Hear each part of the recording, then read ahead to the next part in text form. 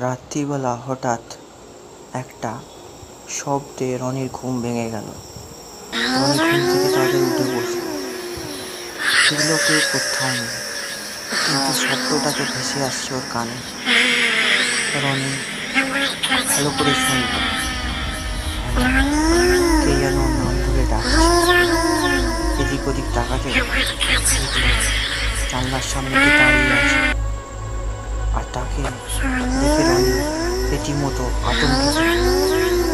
দু হাত দিয়ে সে ভয়েতে নিজের চোখ দুটো বন্ধ করে ফেলল। তারপর ভয়েতে আঁতকে উঠে চিৎকার করলো। চিৎকারে ঘুম ভেঙে গেল। আমি উঠে বসলাম, বললাম, কি হয়েছে? কি হয়েছে রনি, কি হয়েছে? ও আঙুল দিয়ে জানলার দিকে দেখালো। জানলার দিকে তাকাতে দেখলাম কেউ কেউ তো নেই জানলার সামনে। আয় আমার কাছে আয় বলে রনিকে বুকে জড়িয়ে ধরে বললাম, ভয় পেয়েছিলি? আচ্ছা ঠিক আছে, আজকে রাত্রে তুই ঘুমো, আমি তোর মাথায় হাত বুলিয়ে দিচ্ছি। ছোটোবেলা থেকেই রনি এরকম। রনির বাবা মা নেই। রনির মা মানে আমার দিদি বছর 5 আগে একটা অ্যাক্সিডেন্টে স্বামীসহ মৃত্যুবরণ করেন। তারপর থেকে রনি আমার কাছে। রনি কথা বলতে পারে না, কিন্তু শুনতে পায়। অনেক চেষ্টা করেও রনিকে আমি আমার কাজ ছাড়া করতে পারিনি। অফিসে যাওয়ার আগে রনিকে বাড়িতে রেখে যাই, ঘুম পাড়িয়ে রেখে যাই, কিন্তু তবুও মনে একটা ভয় সবসময়ই থাকে। এই ছেলেটা, যার বাবা নেই, মা নেই, কেউ নেই, শুধু আমি ওর পৃথিবী, আমি ওর সব। রনির মাথায় হাত বুলিয়ে দিতে রনি ঘুমিয়ে পড়ল। পরদিন সকালবেলা উঠে দেখি রনি ঘুমোচ্ছে। ওকে আর ডাকলাম না, অফিসে বেরিয়ে গেলাম। অফিসে যাওয়ার আগে আমাদের বাড়ির কাজের লোক রঘুদাকে বলে গেলাম, রঘুদা রনিকে একটু দেখো। রঘুদা বলল আচ্ছা বলে রঘুদা ঘরে চলে গেল। আমি অফিসের উদ্দেশ্যে রওনা দিলাম। আমি একটা প্রাইভেট কোম্পানিতে সেলস ম্যানেজারই করি, বিয়ে করিনি। করেও বা কী করতাম? রনিকে যে আমি ছাড়তে পারবো না, ওই আমার সব। ছোটো থেকে ওকে আমি মানুষ করেছি, নিজের সন্তানের মতো বড় করেছি ওকে, একটু একটু করে। ওকে ছাড়া যে আমি থাকতে পারবো না। রনির বয়স এখন 5। অফিস থেকে ফেরার পথে দেখলাম রনি বাড়ির বাগানের সামনে দাঁড়িয়ে আছে, গাছের দিকে তাকিয়ে। অদ্ভুতভাবে তাকিয়ে রয়েছে ওই আম গাছটার দিকে। রনিকে ডাকলাম, রনি, এই রনি। রনি কোনো উত্তর দিল না। তারপর কাছে যেতেই রনিকে গায়ে ধাক্কা দিতে রনি আঁতকে উঠল। কি হলো, কি হয়েছে?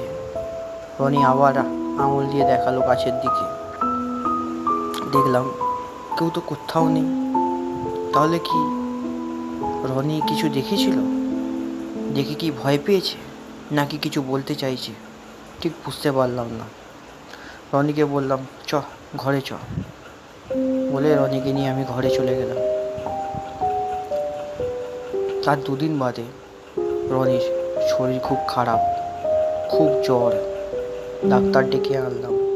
ডাক্তার দেখে বললেও মনে হয় ঠান্ডা লেগে জ্বর এসছে, আমি ওষুধ দিয়ে দিচ্ছি, সুস্থ হয়ে যাবে বলে ডাক্তারবাবু ওষুধ লিখে দিলেন, আর রনিকে একটা ইঞ্জেকশনও দিয়ে দিলেন বলে ডাক্তারবাবু চলে গেলেন। তারপর রনি অঘরে ঘুমোচ্ছে। আমার খালি একটাই সন্দেহ, রনি কি দেখছে, কি দেখছে, কাকে দেখছে, ঠিক বুঝতে পারলাম না। আজকে রাত্রে খাওয়া দাওয়া করে আমি আবার শুয়েছি। হঠাৎ দেখি বিছানার পাশ ফিরে রনি নেই। কোথায় গেল, কোথায় গেল বাচ্চাটা? সঙ্গে সঙ্গে উঠে পড়লাম। উঠে পড়ে বাইরের দিকে এগিয়ে দেখলাম রনি হেঁটে চলেছে আপন মনে, হাঁটছে তো হাঁটছে, হাঁটছে তো হাঁটছে। রনিকে আমি দেখে যাচ্ছি, রনি, এই রনি কোথায় যাচ্ছিস, কোথায় যাচ্ছিস বাবা, তুই কোথায় যাচ্ছিস? রনি কোনো সারা শব্দ দিচ্ছেই না, রনি হেঁটেই যাচ্ছে, হেঁটেই যাচ্ছে। আমি রনির পিছু পিছু গেলাম, গিয়ে দেখলাম সেই আম গাছটার সামনে এসে দাঁড়িয়েছে।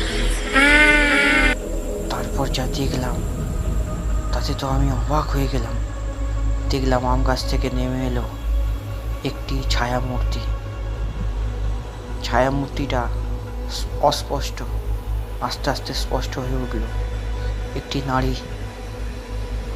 হ্যাঁ নারী, সাদা শাড়ি পরা, মাথায় বড় বড় চুল, চোখ মুখ কাটা কাটা, মুখে একটা শয়তানি হাসি, নাকটা টিকালো, দু হাত বাড়িয়ে রনিকে নিজের বুকে টেনে নেওয়ার জন্য আকুলভাবে রনিকে ডাকছে নিজের দিকে।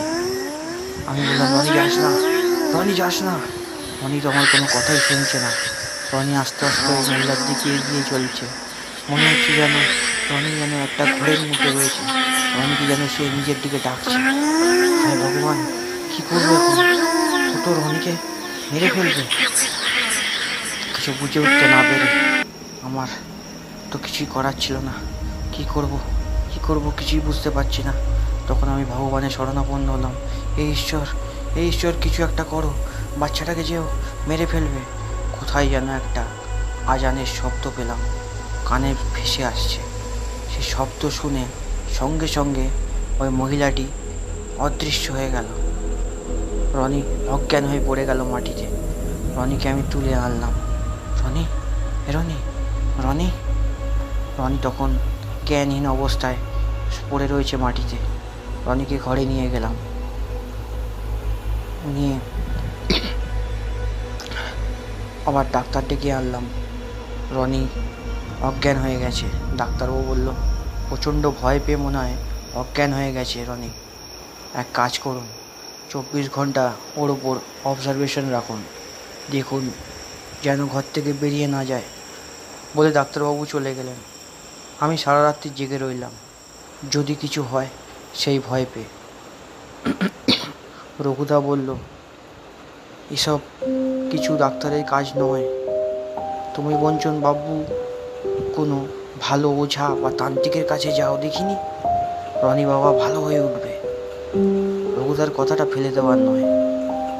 আমি রনিকে নিয়ে পরের দিন গেলাম এক ওঝার কাছে। ওঝা দেখে বলল, মনে হয় ওর ওপর কোনো অতৃপ্ত আত্মার কুদৃষ্টি বা নজর আছে। কি করা যায় বলুন তো? বললাম, আমি একটা তাবিজ দিচ্ছি, এই তাবিজটা তুমি ওর হাতে বেঁধে রাখো, আর দেখবে যেন হঠাৎ করে কোথাও চলে না যায়। ঠিক আছে, ওই আত্মা ওর কোনো ক্ষতি করতে পারবে না, এইটুকু আমি বলতে পারি বলে তাবিজটা ওর হাতে উনি বেঁধে দিলেন। আর দিলেন একটি লকেট, যেখানে ঈশ্বর, আল্লাহ আর গডের ছবি দেওয়া। বললেন, এই লকেটটা ওর গলায় পরিয়ে রাখো, এটা থাকলে ওই অশুভ আত্মা কিছুতেই ওর কোনো ক্ষতি করতে পারবে না বলে আমি ওই লকেটটা ওর গলায় পরিয়ে দিলাম। তারপর সেই রাত্রির বেলা আবার হঠাৎ আমার একটু তন্দ্রাভাব এসেছিল। দেখি বিছানায় রনি নেই। রনি আবার হাঁটতে হাঁটতে চলেছে, হেঁটেই চলেছে, হেঁটেই চলেছে। দেখছি ঠিক ওই বাগানের দিকেই যাচ্ছে, ওই আম গাছের সামনে। আবার সেই ছায়ামূর্তি, ওই মহিলা 2 হাত বাড়িয়ে রনিকে ডাকছে নাম ধরে। আমি তো আবার ভয় পেয়ে উঠলাম, কী করবো এবার, কী করবো? দেখি রনির গলায় দূর থেকে দেখলাম ওই লকেটটা নেই। লকেটটা কোথায় গেল? আমি সঙ্গে সঙ্গে বাড়ির দিকে গেলাম, গিয়ে দেখলাম লকেটটা বিছানায় পড়ে রয়েছে। লকেটটা সঙ্গে সঙ্গে নিয়ে দৌড়ালাম রনির দিকে। দৌড়োতে দৌড়োতে রনি তো আমার কোনো কথাই শুনছে না। রনি একদম যেন বশীভূত হয়ে গেছে ওই শয়তানের। শয়তান, তুই ওকে মারতে চাইছিস?